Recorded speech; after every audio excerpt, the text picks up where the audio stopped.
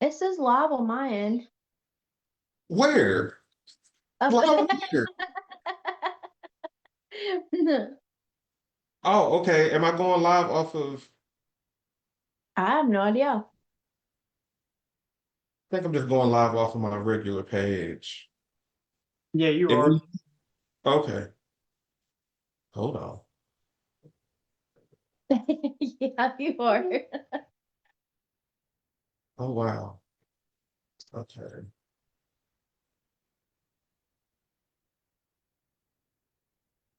So y'all can go ahead and share it then.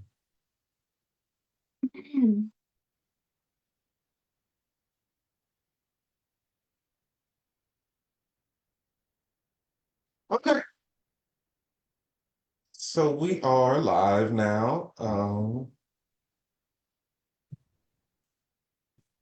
Sorry to everybody running a little bit late. That's my fault. I was trying to get it to work off of my other page, but it is not working off of that page. So we're just going to go off of my regular page. So welcome everybody to the podcast tonight. Tonight we are continuing this little mini series that I have decided to do, which is Struggle to Salvation. I started it out with I believe I started out with her husband, and now we have the wife on tonight. So I'm excited that she has agreed to come on. Um, I'm sorry, getting sidetracked. I'm excited that she has agreed to come on tonight and to share her testimony, um, and have a real conversation. Um, I'm excited to see what she talks about and the encouragement that she offers to others tonight. I'm really glad to dive deep into her life story tonight. Um, so I want to welcome Heather to the podcast tonight. Um, and like we always I start off with just the basic question of who is Heather? I'm sorry. Who are you? What is your Oh, story? Describe yourself. um, well, my name is Heather Lawrence. I'm definitely a different person than I was a couple of years ago. Um, a better person, I would think, or I hope. And which a lot of people has told me that I'm a totally different person than I was, which makes me happy because that was my whole purpose. Um, or one of my purposes in doing, getting clean and changing my lifestyle and wanting to do better for myself and my family. Yes.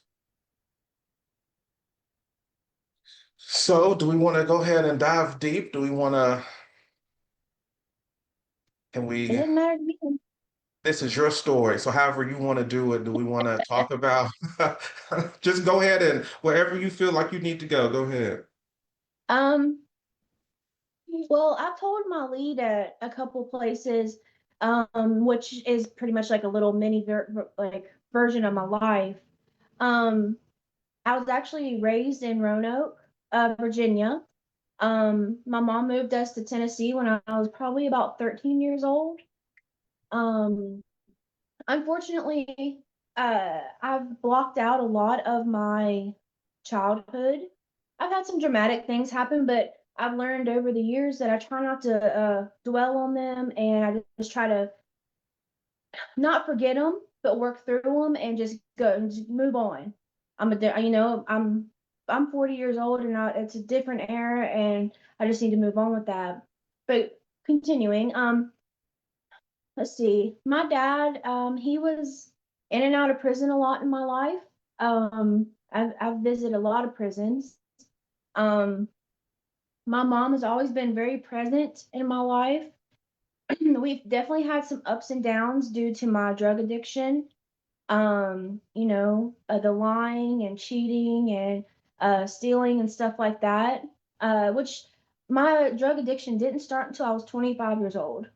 Um, I didn't even know what weed was in high school. Couldn't have told you what it smelled like, looked like, anything. And um, to this day, it blows my mind that I was so oblivious to the drug life.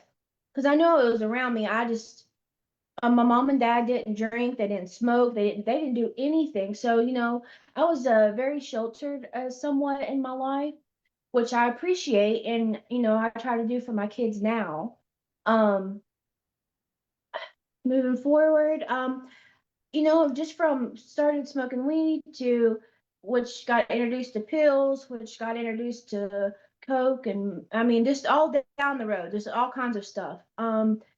Definitely the people I hung with was definitely an influence, and definitely kind of not like forced me to do anything like that, but definitely changed my view on some stuff, which caused some of my judgments to be very bad. Um, I probably see the first time I went to jail, I was, I think, like 26 or 27.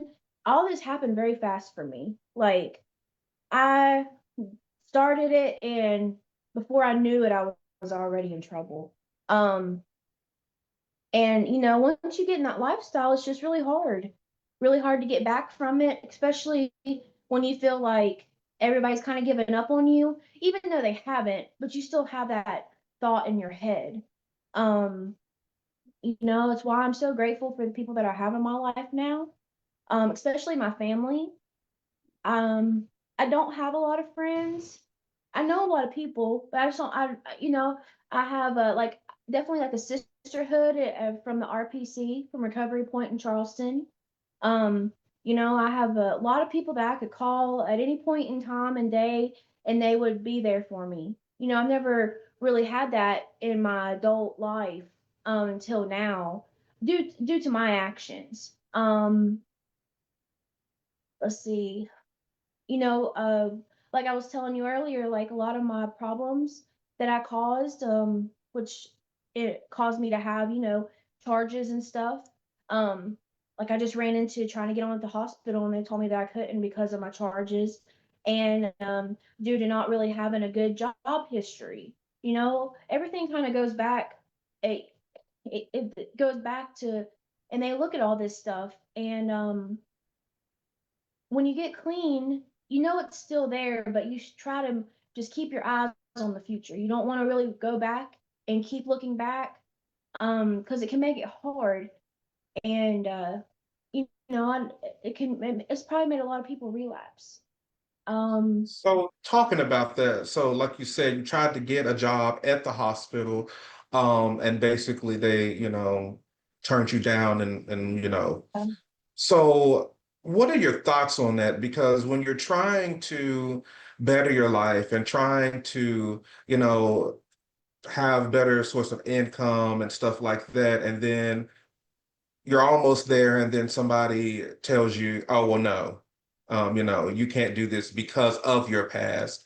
What are your thoughts on that? Because I know, like you said, a lot of times people that could discourage some people, make them be like, "Well, what's the use of me trying to get my life back on track if all you're going to do is just, deny me and not accept me and hold me accountable of things that I've done in my past and that's not me."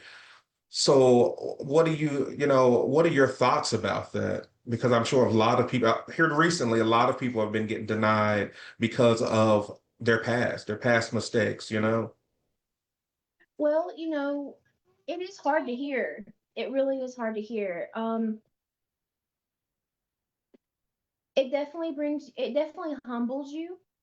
Um, it's a reminder that everything you work for today is more is it has more value to you, whether it be a job or whether it's you getting an apartment. um I know me and Matt, it took us over a year to find a place that would accept our backgrounds, and he asked all kinds of uncomfortable questions. Yeah. um it does suck, and it definitely takes you back. But that's just the times that you have to be strong enough and just push through and be like, there is places out there that will. help you.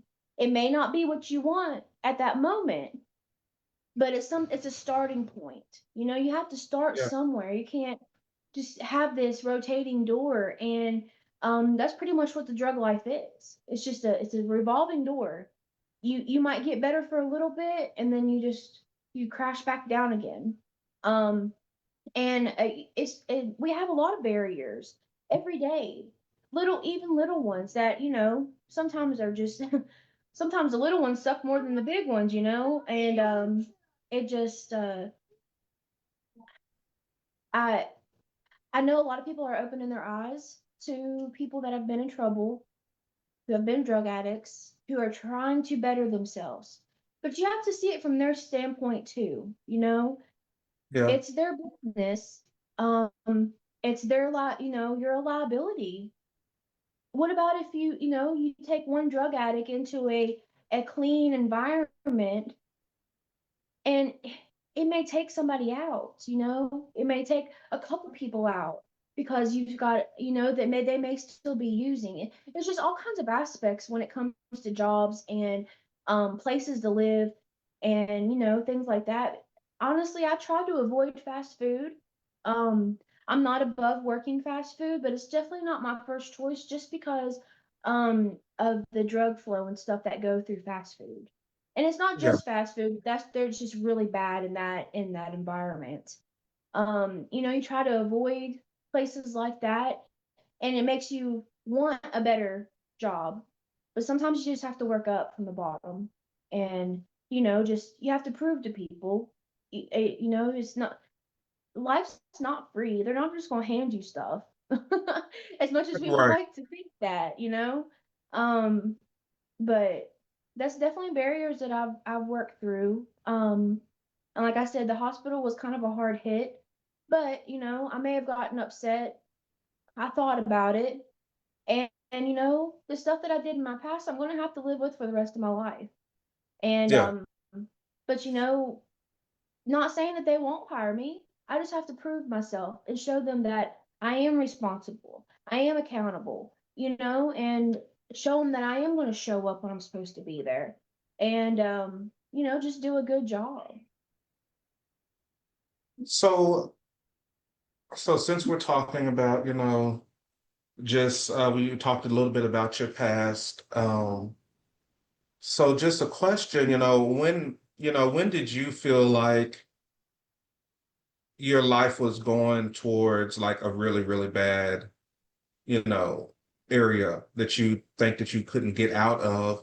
And what did you do, what did you do to change how your life was going in that direction?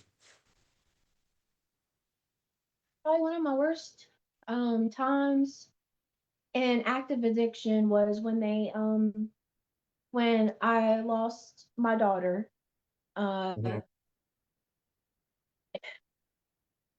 I was really mad. I was mad at myself. I was mad at the world. I was mad at the cops. I was mad at whoever called CPS on me. And I thought, life's not fair. I played the victim, pretty much, the victim card. Yeah. Um, and I just went, I was like, screw it, if I can't even keep my daughter, what purpose do I have? And I just went way downhill. And I knew then it was bad. And it's one of those worst timings ever, but it's one of those but God moments. Um, I literally got pregnant with my son the same month, and that I lost my daughter. And Oh, I had, wow. yeah. So I mean, it was like, I mean, God's got jokes. So I was like, why now? Um, but it comes to a point, and I'm pretty sure in every addict's life, that you're over it. The drugs Yeah. aren't, the drugs aren't kicking it anymore, and life's getting hard, and just you see people outside every day in Charleston, and my heart goes out to them. I'm like, there's a better way of life. There really is, but you have to work. It's not easy. And you've really, really, really got to work at it. You've got to want it. You've got to want a better life. Because I promise you that one last high is not going to do anything for you, you know? Um, so, and I really have them picking me up, saving my life pretty much. Like, I've probably been so close to death a couple times that it's not even funny. Especially when I was using a needle, like it was bad. It was real bad. I didn't care about anything at all. And like I said, I just played that victim card, and a lot of addicts do that. They play the victim card, and until you realize that, you're the one that has to change it, and that everybody's not against you, and you realize life is real. I feel like we live in a fantasy life sometimes, and it's not. But you just have to grab life, man. You do. So one of the questions, I'm what sorry. happened? What did Matt say? Oh no. Probably the same thing you was gonna say. Yeah. So we've got people, who have one question. Through your recovery process, what is one of your biggest, huh? What happened? I'm waiting for Through- you to finish the question. Oh, I'm sorry. Through your recovery process, what is one of your biggest goals?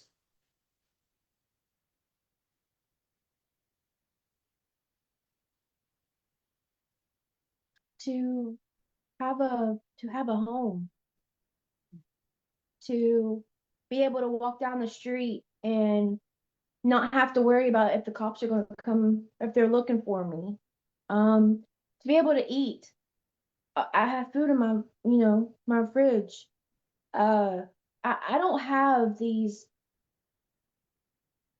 what is it, like outlandish, I have reasonable goals. And that's another thing actually that I've learned. You make goals in like time spans. You don't say you don't get 20 days clean and then be like, yeah, I'm gonna go buy a house tomorrow and I'm getting a car tomorrow and I'm getting a job tomorrow and life's gonna be great. It doesn't happen like that. It doesn't. And I've really had to learn to slow down and um realize little steps, baby steps. Like Yes. uh it's just what, and that's how it's been. Baby steps over a period. I mean, 2 years. 2 years I was in a rehab.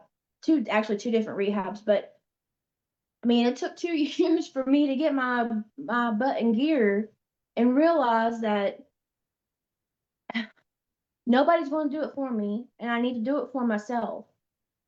One of the hardest Yes. things I had, like one of the hardest things I had to do was leave my son and let him go stay with my mom and take time for myself. You have to do it for yourself, because if you're not well, you can't take care of anybody else.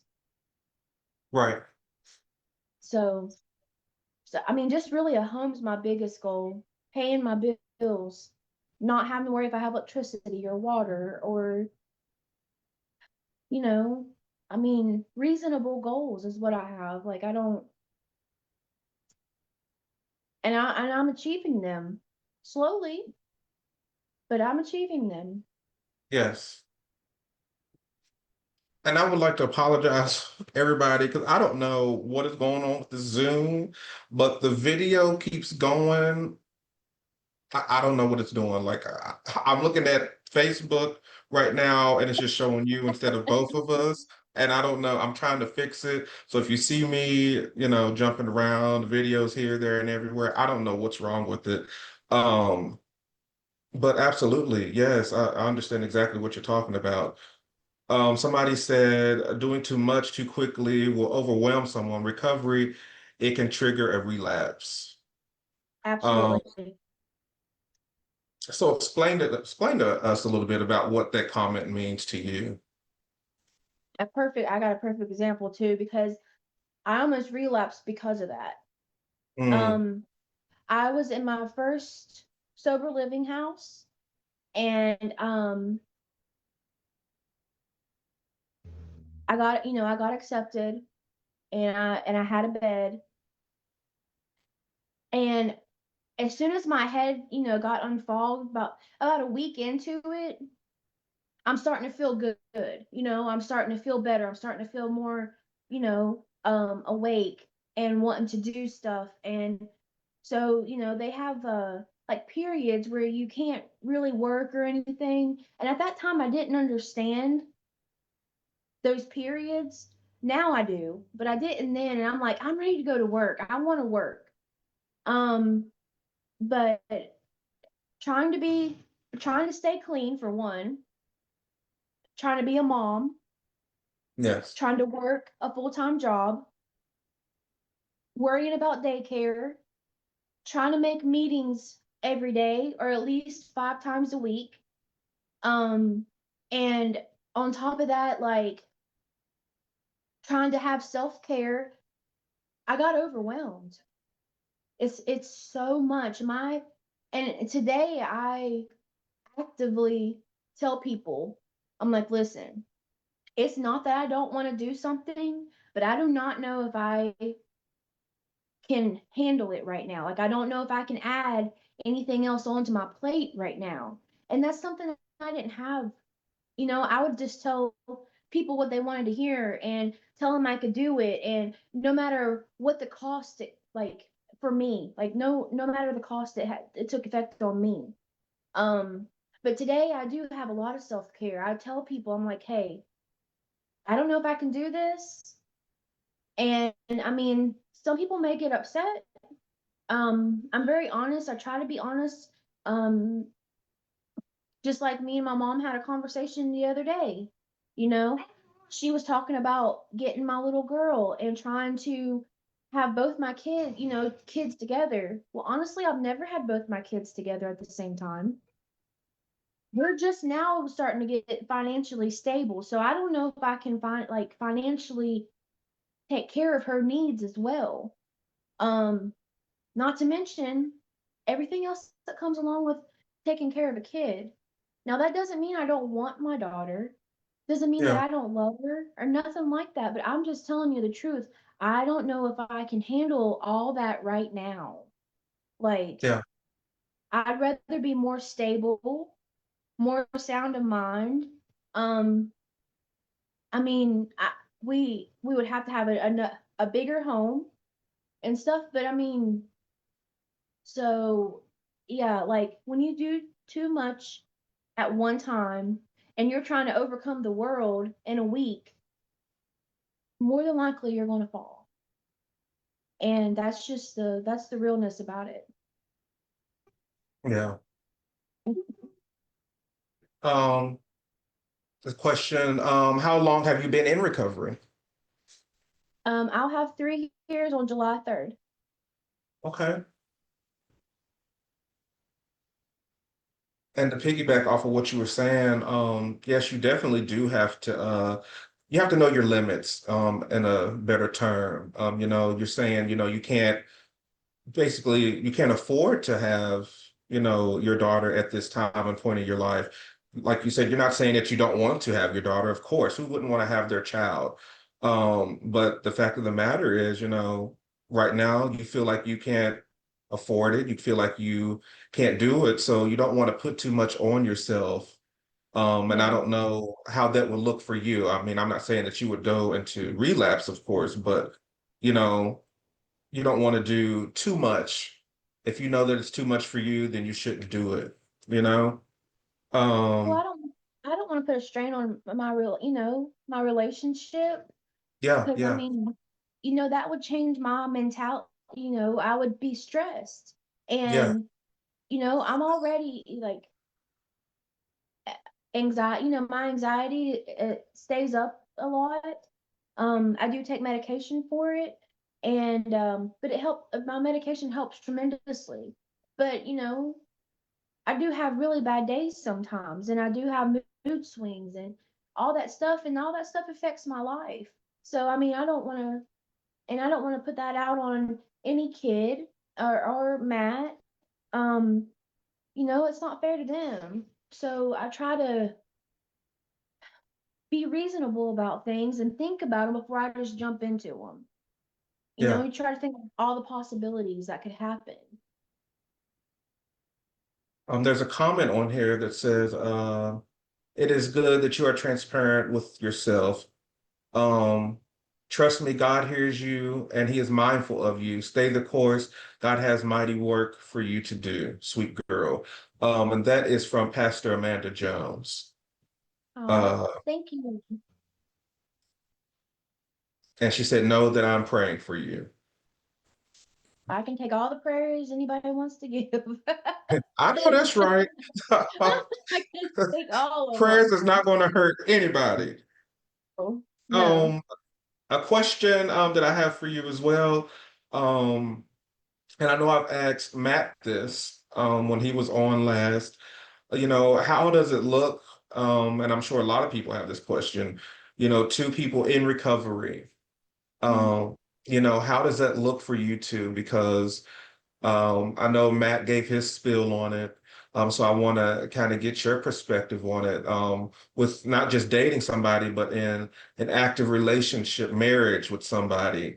How does that Yeah. look for you, day by day, him supporting you, you supporting him, and with a child, how does that look for you on a day-to-day basis? Um, uh, Fortunately, on our day-to-day basis, it's it's great. Um, I can't say that it would be like that for everybody, but like I've been saying, you've got to have that mindset um of you're ready to move on in life and you're ready to take the next step. I'll tell you, Matt pushes me a lot because I get scared. We had a one bedroom apartment that we had lived in for little over a year, and I was content there because I knew we could pay the bills. It wasn't outrageous.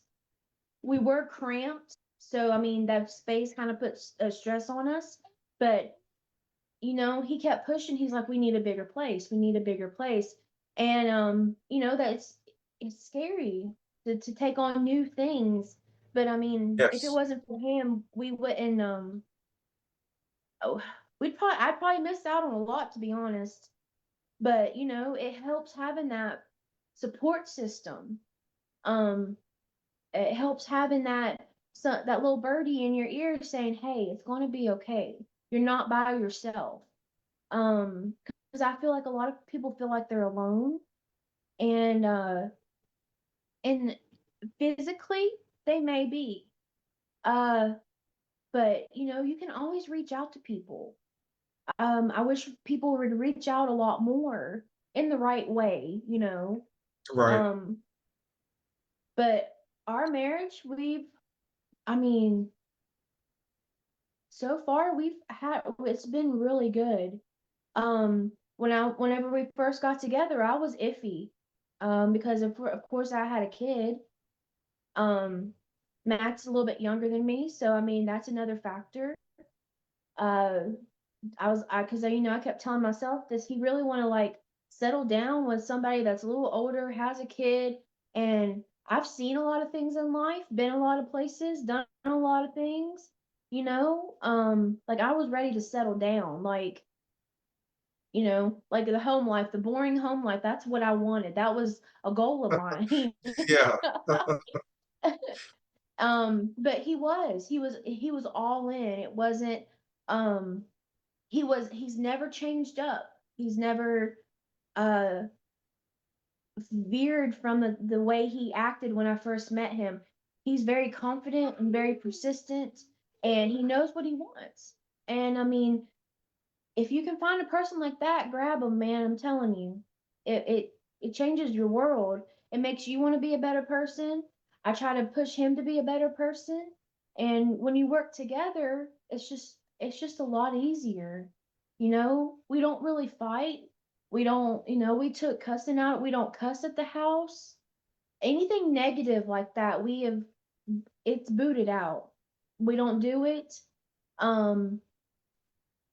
we are looking to maybe venture out and maybe start doing things with other people. That's another scary thing for me though, like because I've not been the best choice of friends and but I can't base new people on that choice from my past.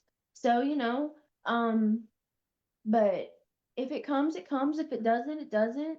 We're completely content with it just being us, and our families.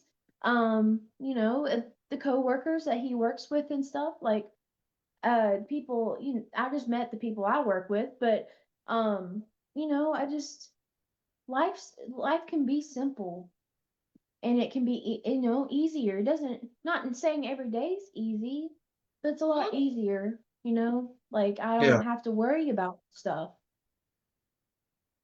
And it's also unnecessary good, stuff. to have somebody in life that you can do life with, with no negative intentions involved. Like I always see y'all on Facebook just, doing new things, positive things, not doing anything crazy, but like going to Tennessee or y'all went to Disney on Ice, just stuff like that, something that, instead of always thinking that you have to drink or smoke, because some people you can't do that. Especially when you're in recovery. Some people can do that, some people can, but you don't always need that to have a good time. No, And I always see you guys just having a ball, just the two of you, or sometimes you have your son, or and it's good that you have somebody to do that with instead of having to experience life alone, like you said, because a lot of people don't get that opportunity to have somebody. They're just yeah, in recovery and they're just alone. And I'm not going to say that that causes them to relapse, but sometimes being lonely, I mean, is a tough spot to be in. We don't have absolutely. that support system. Just taking, drugs or anything out of it. Being lonely sometimes can suck. It's a boring life. It's not even saying that you lonely people do drugs. It sends you into a depression, Yes, it yes, makes you wonder why nobody likes you. But in all reality, it's usually because you're not opening up. Me and yeah, Matt are very honest with each other. I don't like everything that he likes. He doesn't like everything that I like. yeah, But we have tried to change our life for the better. And I mean, because like when we first met, I love rap music. I'm not saying that I don't love it now, but I don't like, we rarely listen to it. We usually listen to Christian music. Anything positive. You take out all those bad words and stuff, especially since we have a 3-year old. Like, yes. I don't want to bring nothing negative into his life, nothing more than what he has already had. You know what I mean? Um, and we try to see each other's point of view, and we don't always see eye to eye, and that's okay. That is okay. Like It is it's okay, okay. absolutely. Because there's no perfect relationship. Um, me and Gabby, we have our splats. We don't see eye to eye on a lot. Um, but it's but you can have but you can have those healthy, discussions. It doesn't always have to go to, oh, I hate you and this and that, cussing each other. You don't have to have that. But in relationships, you're going to have disagreements. It's a thing. There's no, she does something wrong and I'm just smiling. If she does something wrong I don't like, I'm not going to be happy about it. No. It comes to with the relationship. Um, Kevin Dixon asked, which we work with Kevin, me and Matt do, how do you celebrate a milestone in your recovery? We need to make sure to recognize and celebrate these milestones. We proved the statistics wrong and made it out. So how do you celebrate, a milestone in your recovery? um well, we usually, like, sometimes it may be like going on like a day trip, or planning something to kind of celebrate each other, um clean time. See, we have different views on recovery me and Matt do. Matt's form of recovery was totally different than my recovery path.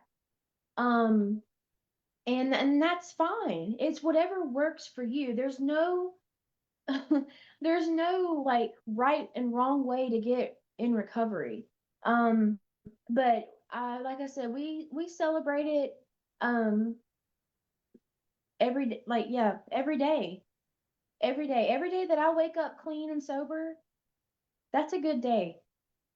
Yeah. Every day, I mean, because I mean, some days I haven't had it in a while, but drinking was probably one of my worst things. But I mean, it still pops in my head every now and then. But but that's the choice. I don't have to act on that now. I don't have to act on drinking or going to get high or anything like that. Um, but and Kevin is right. You do need to celebrate, and you do need to recognize and make sure that just kind of like not praising yourself, but giving yourself a pat on the back. Hey, look, buddy, you did it today. And if Yeah. today is all you have, then great, great. You take it one day at a time. That goes back to like you're not doing too much at all at one time. It's one day at a time. That's all you have. And so I'm very grateful for every day that we wake up and we're clean and sober and we're safe and we're with each other. And that's awesome. Like you said, every day that you wake up, that's the blessing. That's the thing to celebrate right there because, that the statistic didn't take you out.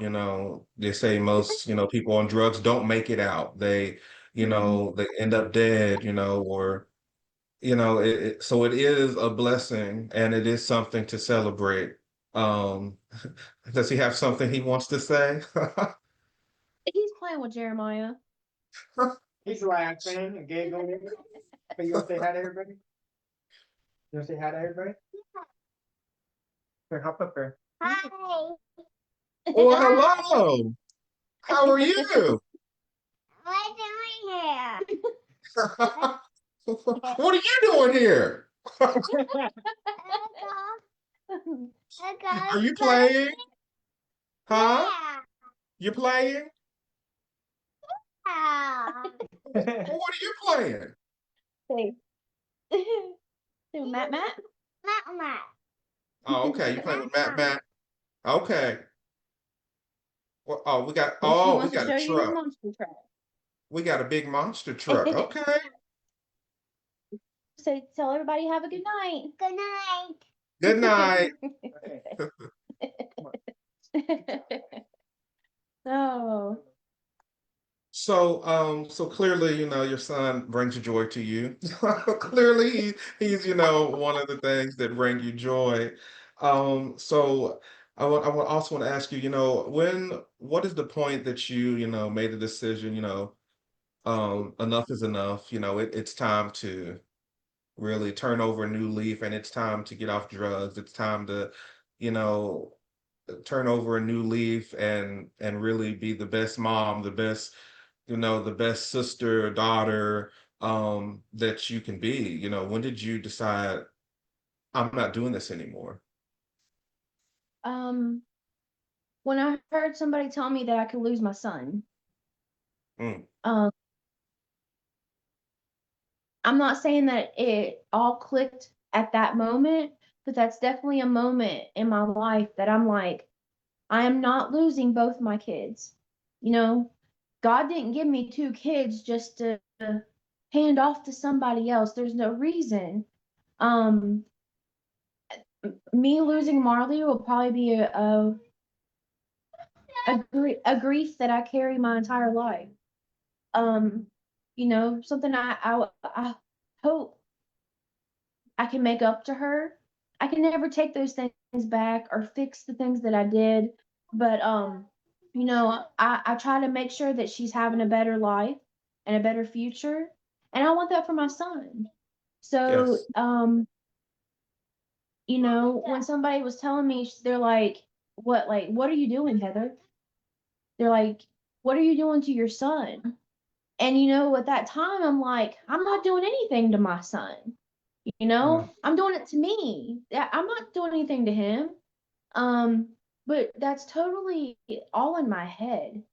Yeah, I know he could tell when I was high. I know he could tell when I wasn't acting right.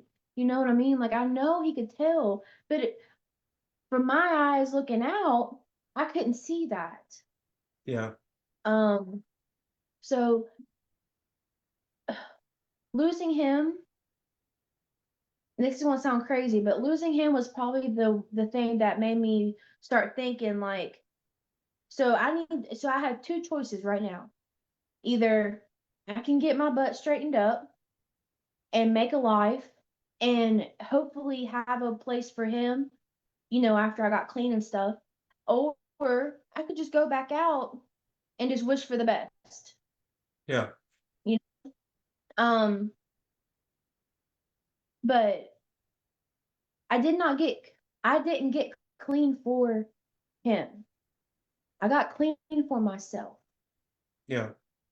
That goes back to if I'm not well, if I'm not thinking straight, if I have bad intentions, I can't take care of anybody else. I can't even take care of myself.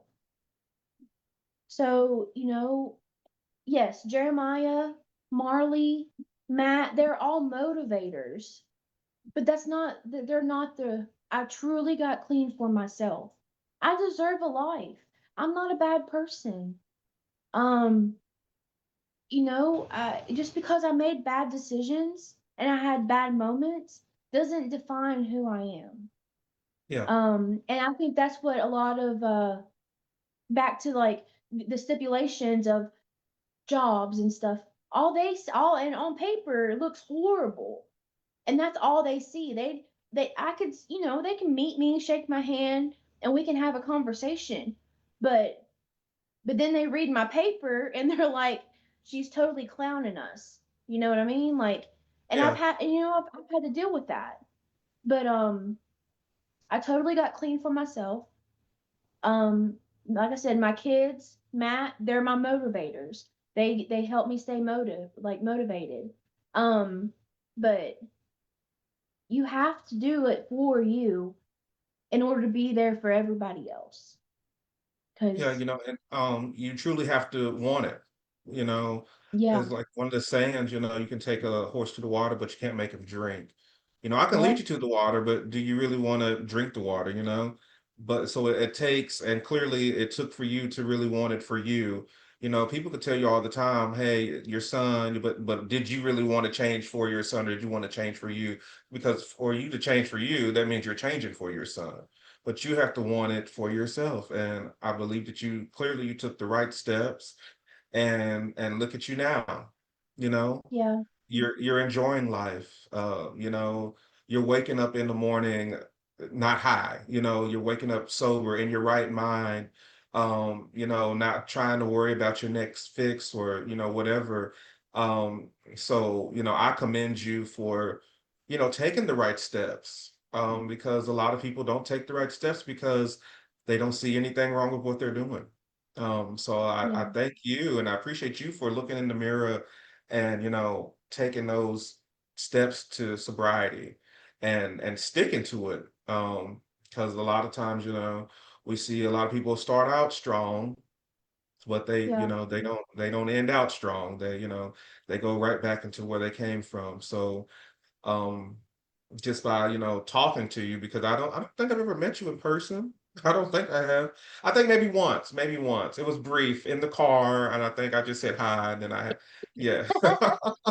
It was just a hi and bye situation, but just talking to you and just listening to you, I could really tell that this is not a game for you. no, This is not just, I'm going to be sober a couple years and then it's time to go back to doing my thing. This is something that really want in your life. And like I said, I commend you for that. And I thank you for being one of the ones that are not a statistic, you know. Um, So another question I have for you. So what is your story with coming to know God? So what is your story? What does it look like for you? Um, so when I got to the sober living, they they occasionally went to church on Sundays. Um, and actually Matt went to the church, and maybe at first actually I actually went to go see Matt. um, Yes. you know what I mean? Like, because that's the only time we could really see the guys is if we went to church or if we went to a meeting or something. Um, Oh, so but you was going to go see your man. I'm being honest with you. I'm being very honest Yeah. with you. Okay. Um, but somewhere along the lines, when I come close to relapsing, I'm like, I'm missing something. There's something not, there's some, I'm missing something. Um, and when I say that, it's not like I'm missing a shirt or I've missed something as far as, you know, that's gonna improve me. I'm doing something for the wrong reason and I need to fix that. And, you know, I got saved and it really changed for me after that. It really did. I really started going to church and listening to the word and not just being there to be there. Yeah. Um, and my church is very welcoming. Like everybody loves you. Doesn't matter if you showed up one day or 150 days. They love you regardless, no matter what. And that love really is powerful.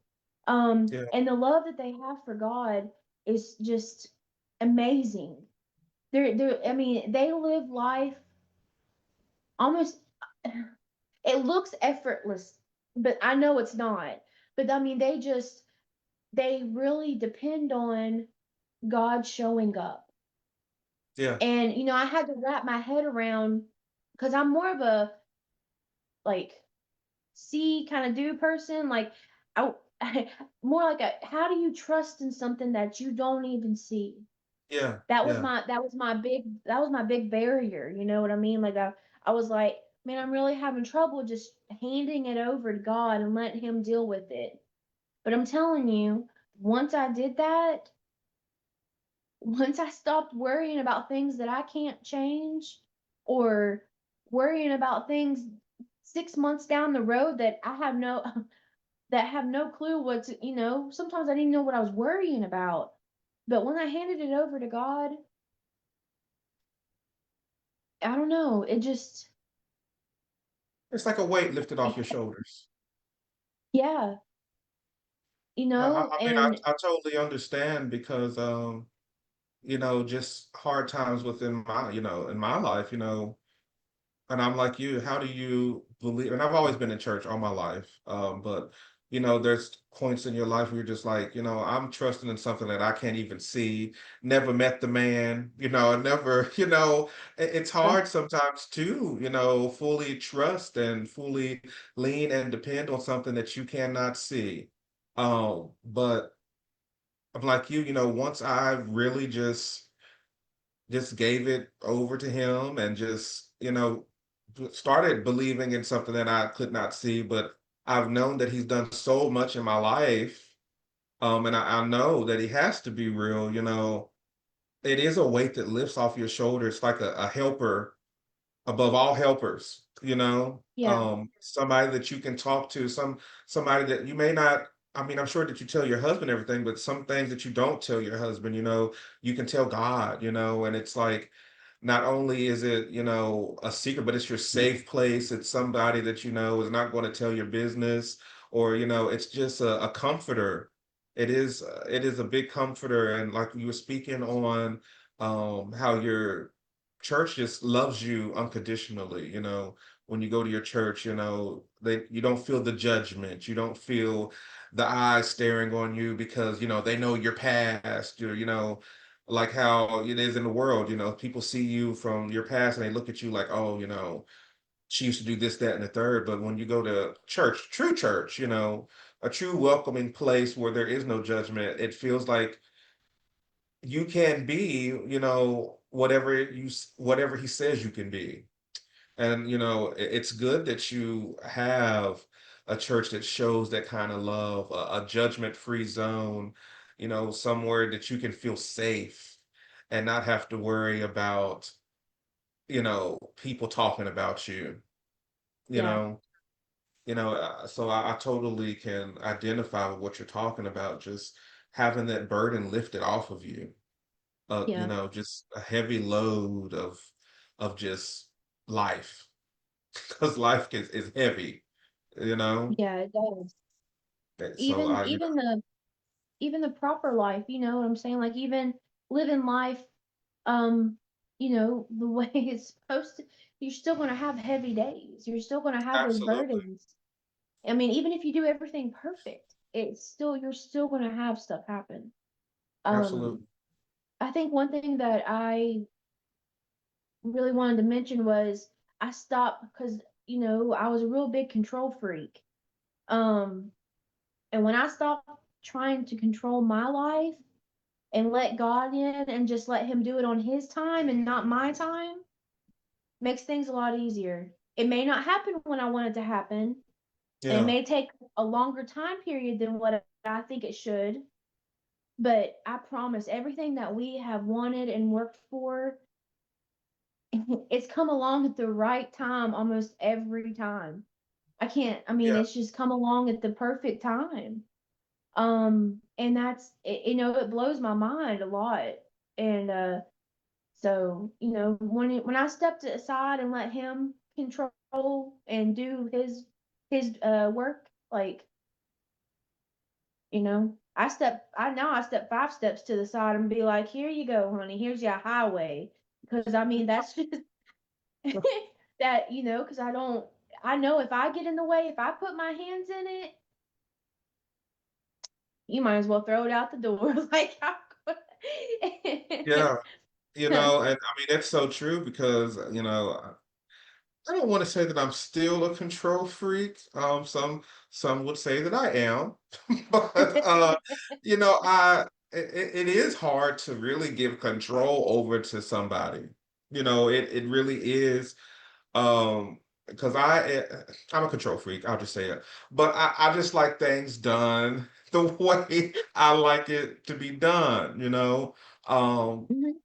and sometimes you do get impatient with God, if I can be honest, because like you said, he doesn't do it when you want him to do it. And Yeah. sometimes you want him to do it, I prayed to you and I need this done. You need to do it now.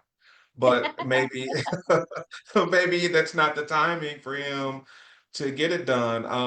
I was talking to my girlfriend, Gabby, about just moving and stuff and, just needing a new apartment, etc.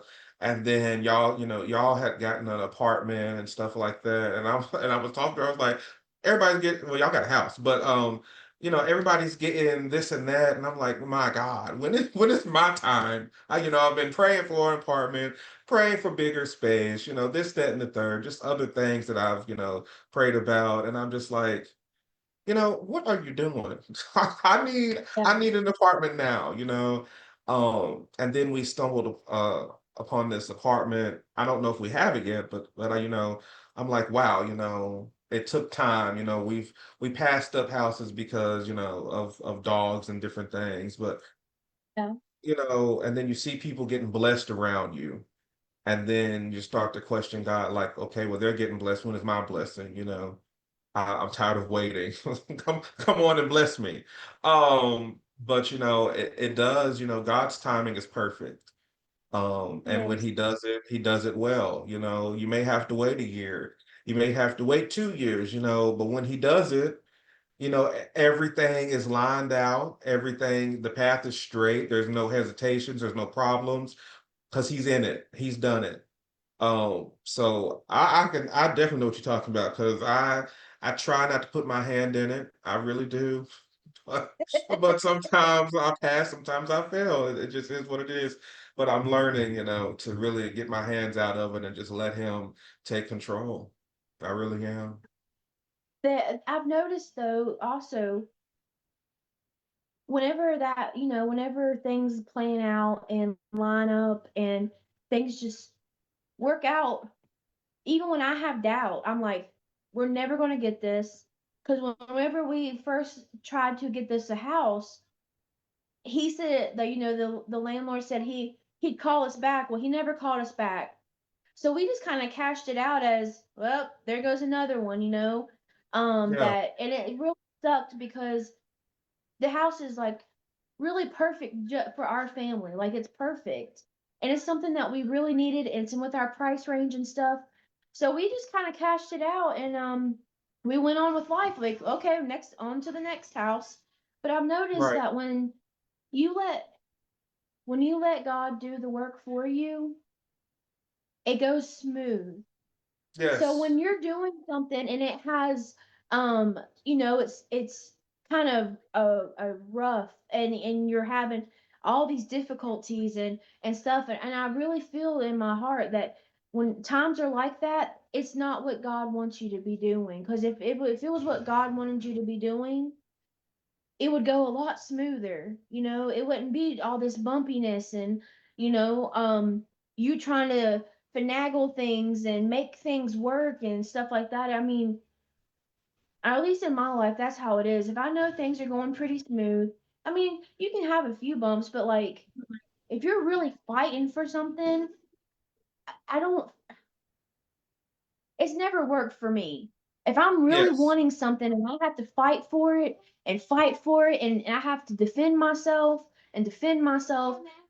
I've just told myself it's not for me. This is not what Right. I'm supposed to be doing.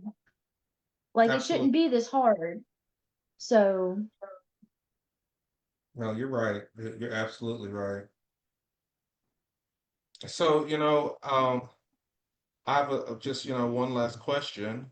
Um, what do you feel like right now in your sobriety, what has been your biggest reward that you have achieved while you've been sober?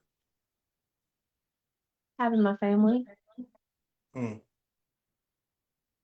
I mean, it's just plain and simple. Having my family, having my mom, my brothers and sisters, my husband, my son, getting to see and be a part of my daughter's life. Um, that that's it for me. Like if I have their approval, or not so much approval, but if I have them backing me up and being there for me and actually like calling me and being like, "Hey, you want to come up?" or "Hey, you want to go here with us?" Because I'm telling you, I have really disappointed those people. I have hurt them. I've stole from them. Um, I've taken a little bit of their life away from them in my madness, and they didn't deserve that. So Yeah. having them care about me, care enough to be there for me, um, you know, that's really all I ever wanted. Yeah. So I mean, you can have the materialistic stuff and everything, but I mean, if you don't have family, it's just really hard. Like, you know, that's just it's really important to me. Really important to me. So what's next for Heather? Well, I am I'm gonna decorate this house for one. Um Okay. um so I just started a new job and I am going to do my best at it.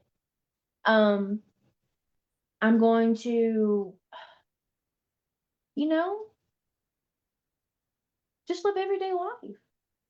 Get up, go to work, do what I'm supposed to do, cook dinner, you know, um, go see things, go do things, be with my family. Like, there's really no, like, this is not like Einstein, like, you know what I'm saying? Like, it's just, I got, all I ask is a simple life. That's all I want. I don't Yeah, want this extravagant cars or extravagant homes or these extravagant vacations or anything like that. Because at the end of the day, they're just material stuff, like stuff, and I don't want to. I just rather have my family. yeah, absolutely. So if you could give somebody some advice that may be struggling right now with addiction or, in recovery, either or, what kind of advice would you give them? You're worth it. Mm, Love yourself. Love yourself enough to give yourself a chance. yeah, You got to accept, as soon as you can accept the past and move on, it makes things a whole lot easier. I think people think that they're not worth it, that they've messed up way too bad, and that's so not true. So not true. I yeah, think, I mean, and it breaks my heart, but it's out there. There's all kinds of recovery places. There's all kinds of um resources and stuff that can help you get things. Um, but you gotta, 9 times out of 10, you've got to be clean for one to be able to get these resources. But once you start getting these things and you start accumulating, um, I don't know, your confidence back, when you start realizing, hey, people are noticing me, like they notice a difference in me. It made a huge difference in my life. yeah, When you have people coming up to you and saying, hey, you look great, um, you look, and I'm not talking about like physical, but like just you look happy, generally happy. And yeah, that's always a big plus. So you're worth it. Love yourself enough to give yourself a chance. That's probably one of the best advice I can give anybody. yeah. So before we end, somebody did comment, I think her name is Jennifer Hera. I hope I'm pronouncing that right. I'm so proud of you, Heather. I love you. Oh, we were in rehab together. Okay, okay. Mhm. Before we get off, do you have anything else that you would like to add or that you would like to say before we get off? Stop. Um, yes. If you're looking for help, it's out there. If you want, if you want the help, it's out there. Because I can speak for myself. Seed Sower and Recovery Point in Charleston saved my life.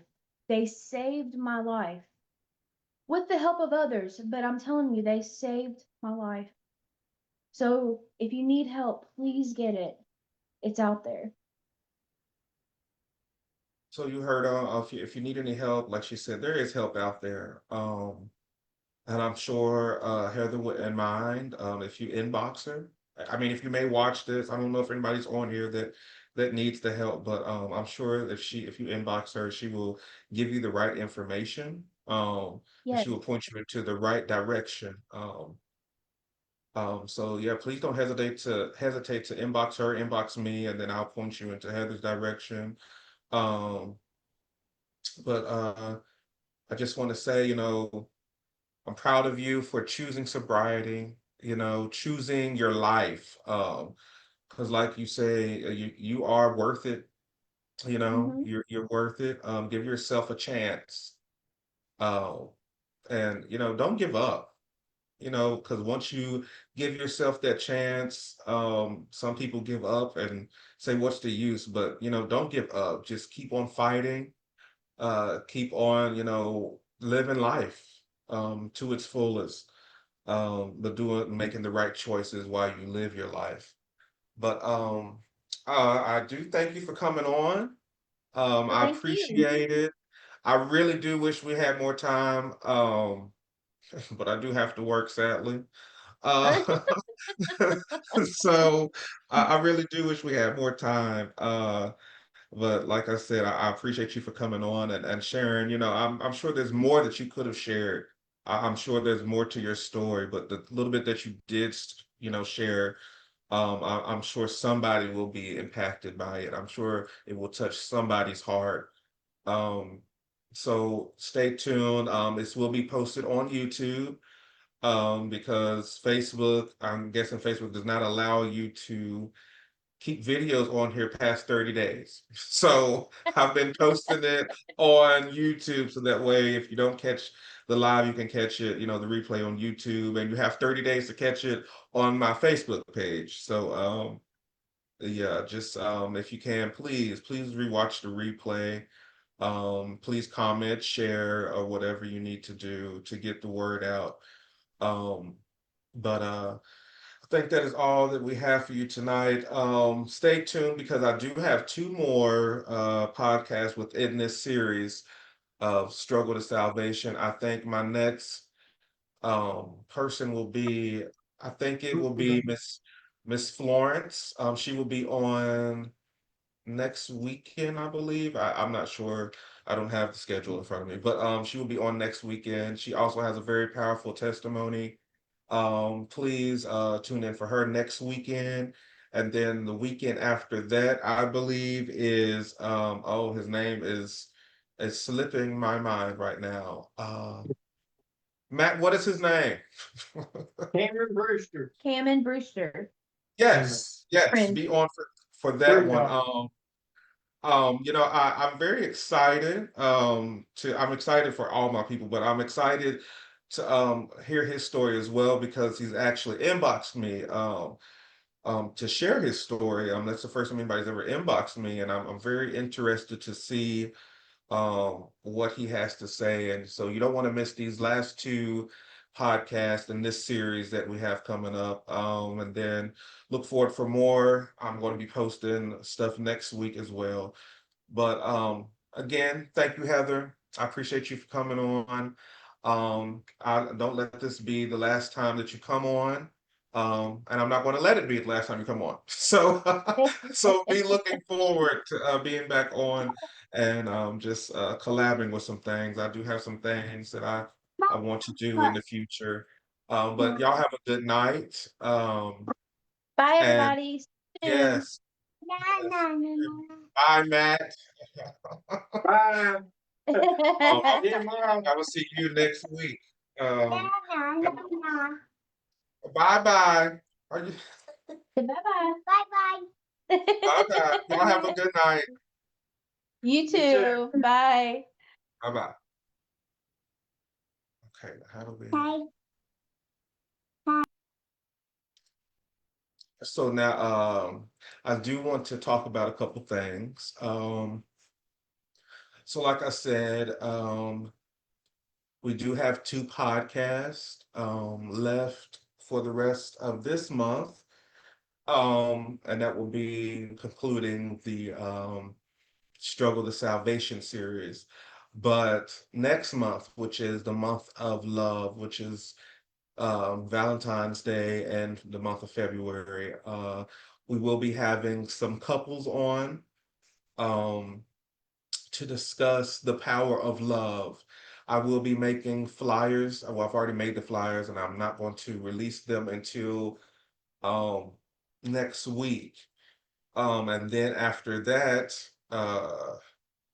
in March, we have Women in Ministry to celebrate Women's History Month. So be looking for these up and coming flyers to be released. I'm excited. I hope you all stay tuned and keep tuning in. And thank you all for coming on tonight. Everyone have a good night.